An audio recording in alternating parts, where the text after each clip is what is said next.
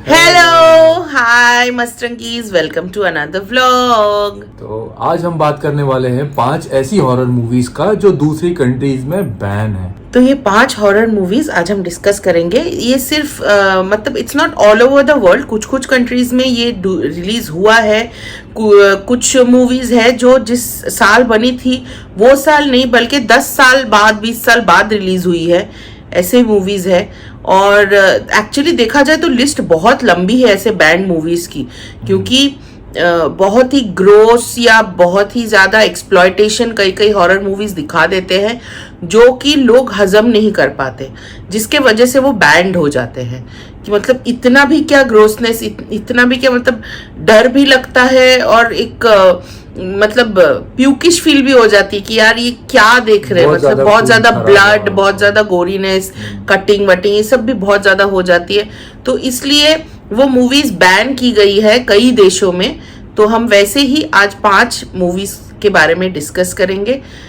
Please guys, warning, ये movies ना देखें and avoid these movies because these movies yes might be सबसे hit and everything.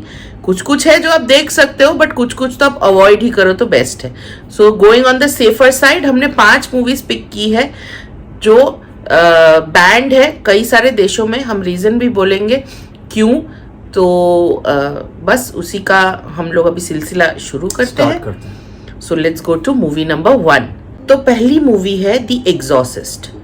Exorcist के बारे में किसने नहीं सुना है? आई एम श्योर आप कईयों ने ये मूवी देख भी ली होगी, बट ये पहली मूवी है जो उसके रिलीज के 25 साल बाद रिलीज हुई है। मतलब उसके बनाने के 25 साल बाद 1973 में एक्चुअली मूवी रिलीज हुई थी for a short period of time.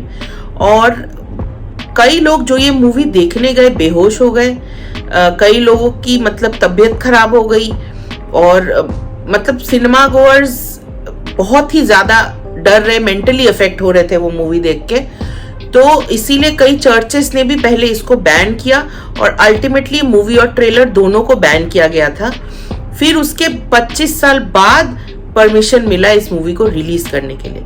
अब इस मूवी की स्टोरी ऐसी है कि एक 12 साल की लड़की है जिसको मतलब जो नॉर्मल जिंदगी जीती है, और अचानक से उसकी माँ उसमें चेंजेस देखती है कि उल्टी सीधी हरकतें कर रही है, उल्टा पैर चल रही है, और अतरंगी भाषाओं में बात कर रही है, ऐसी भाषा जो उसको पता भी नहीं। 12 साल की बच्ची को कितना भाषा पता हो सकता है? तो डॉक्टर दिखाते बट कुछ नहीं होता। तब जाके एक प्रीस्ट उसकी माँ को बोलते हैं कि आपकी बेटी पोजेस्ड है, और ये सैटेनिक पोजेशन दिखाया गया है। मतलब सबसे ज्यादा इविल पोजेशन जो हो सकता है वो पोजेशन दिखाया गया है। तो प्रीस्ट उसकी माँ को बोलते हैं कि एग्जॉर्सिज्म करना है। तब चर्चेस के मदद से चर्च एक एक्सपर्ट को भेजते हैं जो ये एग्जॉर्सिज्म उस पे करते हैं, हाँ, उस बच्ची पे करते हैं। और जो सीन्स दिखाए गए हैं it's very very gruesome, very very cruel. मतलब 1973 की बनी है तो आप सोच सकते हो कितनी पुरानी, और इतना ज्यादा दिखाया, और वो भी एक बच्ची पे। तो there are many reasons, of course हम तो बस कुछ ही बोल रहे हैं कि आप ऐसे देखोगे तो फिर मतलब पता चलेगा कि क्या है।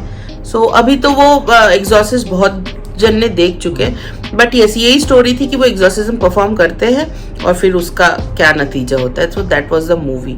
बट ट्रेलर भी उतना ही खतरनाक है, कैसे वो एग्जॉर्सिज्म का मतलब पावर जो दिखाया है, बाप रे। और वो इतनी शक्तिशाली होती हैं, हाँ, और वो लड़की भी मतलब इतने वियर्ड म्यूटिलेशंस दिखाए हैं बॉडी के, मतलब यू कांट वॉच। मतलब मैं आज भी देखो तो मैं थर थर कांपूंगी। मतलब ऐसी मूवी बनी थी। तो that was the reason why it was banned. And UK में खास करके ये बैन हुआ, अमेरिका में भी बैन हुआ। तो एग्जॉर्सिस्ट डेफिनेटली इज कंसिडर्ड, हालांकि ये नंबर 1 हॉरर मूवी भी कंसिडर होती है, बट ये बैंड मूवीज में भी नंबर 1 ही कंसिडर होती है। सो गाइज, अगर आपने देख लिया तो अलग बात है, जो ने नहीं देखा है मत देखो, प्लीज मत नहीं, देखो। जाकर देखो, मेरे ख्याल से देखना चाहिए। देखो और नहीं पता चले कि कैसी फिल्म है वो। बिल्कुल मत देखना, उम्मीद से ज्यादा डरावनी एक्चुअली, बहुत ज्यादा।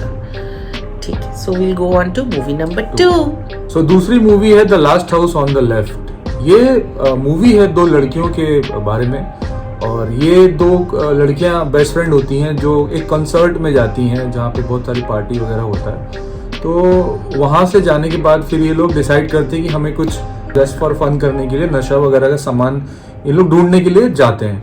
तो जहाँ ये जाते हैं वहाँ पे ये मतलब एक क्रिमिनल्स होते हैं वो बेसिकली, वो लोग इनको किडनैप कर लेते हैं।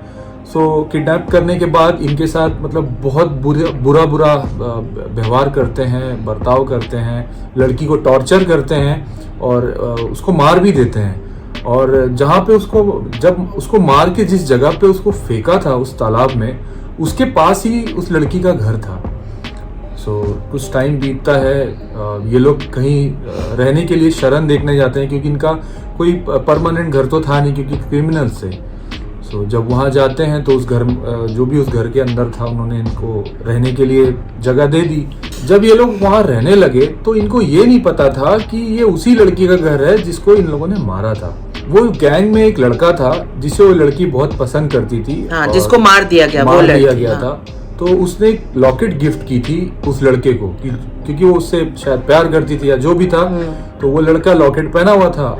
और ये वही लॉकेट था जो उसकी माँ ने उसके बर्थडे पे लड़की को गिफ्ट किया था।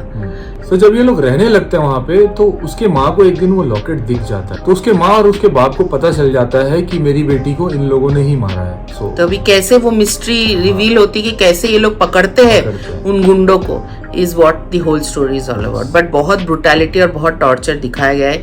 Even like when the mom and dad is trying to get hold of them, मतलब सीरियसली। इसीलिए ये मूवी यूके में सबसे पहले बैंड हुई थी। हाँ, ये वापस से कुछ और देश भी है जहाँ पे ये बैंड हुई थी, ये नहीं चली। तो 1972 में ये मूवी रिलीज हुई थी, बट क्योंकि ये कई सारे देशों में बैंड थी, ये फाइनली जो वर्ल्ड वाइड रिलीज मिला वो था 2004 में।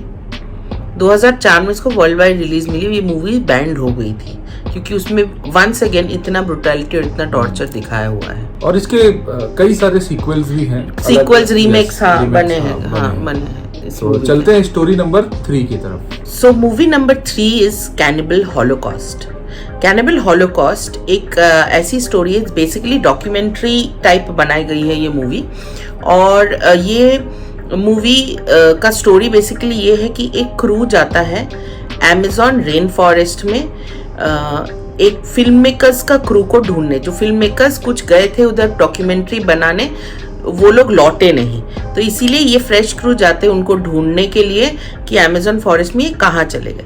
और जब ये ढूंढने गए तब ये लोग एक कैनिबल लोकल ट्राइब से मिलते हैं। जो कैनिबल मतलब जो इंसान का मांस खाते हैं, ऐसे लोग, वो ट्राइब से ये लोग अमेज़न रेन फॉरेस्ट में मिलते हैं।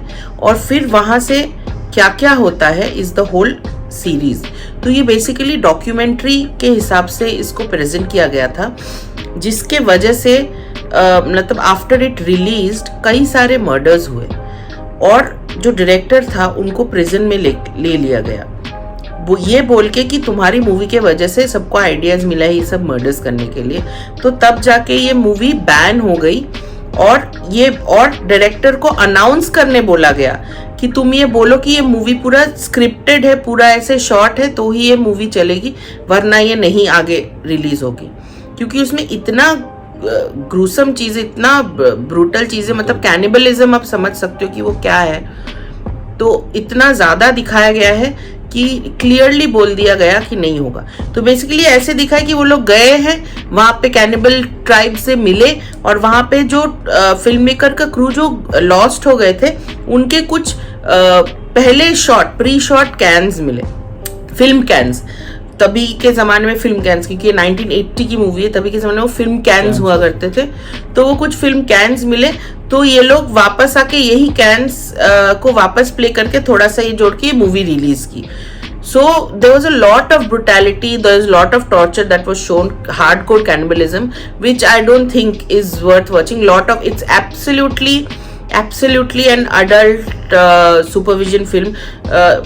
I don't think even adults should watch this film, because ये मतलब ये चीजें आप जितना ना देखो उतना पीस ऑफ माइंड रहेगा, क्योंकि ये चीजें ऐसी चीजें होती है कि एक इंसान मेंटली डिस्टर्ब हो सकते हैं इससे.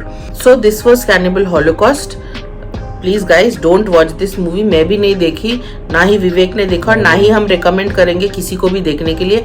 प्लीज आपको जितनी भी क्यूरियोसिटी है आप पढ़ लो, रिसर्च कर लो, गूगल पे पढ़ लो, चलेगा, बट ये मूवी देखना नहीं. इतना पढ़ने के बाद और क्या सीखा? हाँ, इतना पढ़ लो चलेगा, बट नहीं सकते ना. देखो मत. अपनी मेंटल स्टेबिलिटी और पॉजिटिविटी रखना चाहते हो तो बिल्कुल भी ये मूवी ना देखे. ये बैंड होते हैं कोई कारण से, and this is like one of the major. And I think मतलब आप एग्जॉर्सिस्ट देख भी लो तो मैं समझू, मेरी ये मत देखो यार, ये तो बिल्कुल भी मत देखो. Don't watch this movie guys. तो anyways we'll go to movie number 4. तो चौथी स्टोरी है इविल डेड 1981. आपने हमारे पिछले ब्लॉग में तो देखा ही होगा, इसके बारे में मैं बता चुका हूँ, और इसके बारे में वापस से मैं बता रहा हूँ कि ये स्टोरी स्टार्ट होती है 5 दोस्तों की कहानी है जो जंगल में केविन में रहते हैं जाकर के, और छुट्टी मनाने जाते हैं. हाँ, छुट्टी मनाने जाते हैं बेसिकली, और वहाँ पे उनके साथ फिर वो अनहोनी चीजें होनी स्टार्ट होती हैं. उन्हें उसी केविन के बेसमेंट में एक बुक मिलती है.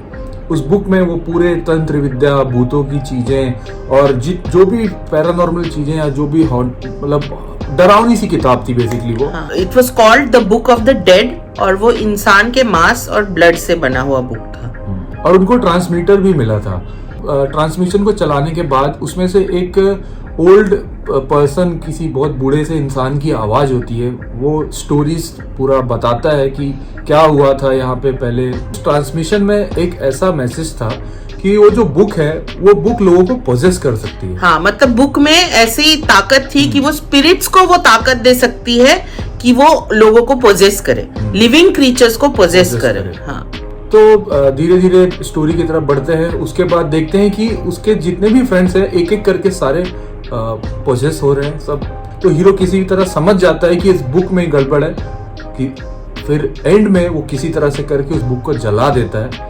जलाने के बाद स्टोरी खत्म हो जाती है और वो सेफली निकल जाता है. तो ये भी बैन था, और कई सालों तक अभी जाके ये कुछ 15-20 साल पहले रिलीज हुआ है. इसके पहले तक ये बैन ही था, और कई देशों में आज तक बैंड भी है. 5 से 8 कंट्रीज हैं जहाँ पे ये बैन थी. हाँ. और आज तक बैन है. क्योंकि this is considered again to be the most horrific film, जिसमें बहुत सारे क्रूअल्टी, टॉर्चर और बहुत सारे गोरीनेस ये सब दिखाया गया है, वायलेंस दिखाई गई है, जिसके वजह से ये मूवी बैंड है कई सारे देशों में. आज तक बैंड है, रिलीज नहीं हुई है. सो अगेन और सिर्फ ये मूवी नहीं, 1981 वाली नहीं, जो 2013 में इसकी रीमेक बनी थी वो भी बैंड है. दोनों मूवीज बैंड है कई सारे देशों में आज तक. So this was our movie number 4. So let's go to movie number 5. So 5th movie है The Land of the Dead. Unlike any of the horror movies, ये कोई भूत की फिल्म नहीं है, बट ये zombie flick है. और ये zombie movie कंसिडर होता है number 1 in all the zombie movies. मतलब ऐसी zombie movie आज तक नहीं बनी जिस तरह से ये बनी थी. 2005 में ये मूवी बनी थी, ये रिलीज हुई थी. और ये zombies क्या करते हैं, उनकी हरकत क्या होती है, आई एम श्योर ये आप लोग को पता होगा, क्योंकि अभी तक तो बहुत सारे zombie मूवी रिलीज हो चुकी है, including our Goa gone. So definitely zombie हरकतें ही है, बट इसमें जो ब्रुटैलिटी और टॉर्चर का लेवल लिखा गया है वो बहुत ज्यादा है. फर्स्ट. सेकेंडली ये मूवी खास करके यूक्रेन में बैन हुई थी. यूक्रेन में 1933 में एक फैमिन आया था जिसका नाम था हॉलोडोमोर, और वो फैमिन के दौरान वो इतनी ज्यादा महामारी हो गया था कि लोगों को खाने पीने का एकदम से मतलब बहुत मुश्किल हो गया था. फैमिन मतलब समझ सकते हो, मतलब one of the most strictest famine ever. और वहां पे वो सिचुएशन में मतलब लोगों की ऐसी हालत हो गई थी कि वो लोग कैनिबलिज्म पे उतर आ रहे थे. मतलब zombies जो हरकत करते हैं वो एक्चुअली इंसान करने पे मजबूर हो रहे थे, क्योंकि उनको खाना पीना कुछ नहीं मिल रहा था. सो जब ये land of the dead release हुई, ये यूक्रेन वाली फैमिन की जो रियलिटी है वो कई लोगों के सामने आई वापस से कि ये एक्चुअली में हो चुका है, ऐसा नहीं कि नहीं हुआ है। और इस वजह से वो मूवी पूरी तरीके से बैंड की गई और बोला गया कि अगर कोई मूवी ये देखेगा, रिलीज करेगा, डाउनलोड करेगा, कुछ भी होगा तो उनको सीधा प्रिजन, लिटरली यूक्रेन में ये लॉ आ गया कि सीधा उसको प्रिजन भेज दिया जाएगा। सो उसके बाद से वो मूवी उधर चली ही नहीं। सो ज़ॉम्बी मूवी तो खास करके लोगों को पसंद है, मुझे तो बहुत पसंद है, बट अगर मेरा भी कोई बिगेस्ट फियर है तो वो यही है, ज़ॉम्बीज। क्योंकि आप सोचो ये ऑलरेडी हो चुका है पास्ट में, जब इतना खतरनाक फैमिन आया था कि लोगों खाने के लिए कुछ नहीं तो एक दूसरे पे अटैक करने लगे। तो ये कभी भी हो सकता है, कुछ भी पॉसिबल है, कुछ भी पॉसिबल है, and it's very scary to even think that way. So that's why this movie was banned and that's about it. That was our movie number 5 guys. So anyways I hope आज का vlog आप लोगों को अच्छा लगा हो, और जो डिटेल्स हम लोग दे रहे हैं और जो हम लोग बोल रहे हैं, आई होप आप लोग एंजॉय करते हो वो सुनना। और गाइज प्लीज अगेन रिक्वेस्टिंग कि जो मूवीज हम जेन्युइनली बोलते कि आप मत देखो, वो मूवीज मत देखो, क्योंकि हम लोग कोई रीजन के वजह से ही बोलते हैं। आप लोग फिर देख के फिर वो mentally effect, we don't want कि हमारे जो इतने प्यारे ऑडियंस है वो किसी भी तरह की डिफिकल्टी से गुजरे। तो इसीलिए गाइज जो मूवीज हम बोलते हैं कि मत देखो, प्लीज अगेन रिक्वेस्टिंग गाइज वो मूवीज मत देखिए, बिकॉज जेन्युइन रीजन है। So anyways we are eagerly waiting for your stories, for आपकी कहानी, आपकी जुबानी एंड रेसिपीज फॉर माँ की रसोई। सो गाइज प्लीज हमें भेजे। इंस्टाग्राम पे फॉलो करना ना भूले गाइज, इंस्टाग्राम पे फॉलो जरूर करना और उसके बाद हमें मैसेज करना। हमें यूट्यूब पे कमेंट पे छोड़ दे कि हम लोग आपको स्टोरी भेज रहे हैं, और इंस्टाग्राम पे आप फॉलो करें और फिर हमें मैसेज करें, हम डेफिनेटली रेसिप्रोकेट करेंगे। जहां आप फॉलो नहीं करते हमें मैसेज बहुत लेट मिलता है, फिर हमें पता नहीं चलता। So please guys do follow and immediately drop a message to us and we will definitely get in touch with you, and फिर हम आपकी स्टोरी दिखाएंगे हमारे चैनल पे, आपकी रेसिपीज हम शेयर करेंगे हमारे चैनल पे। So guys that's about it for today, till the next vlog, ta-da!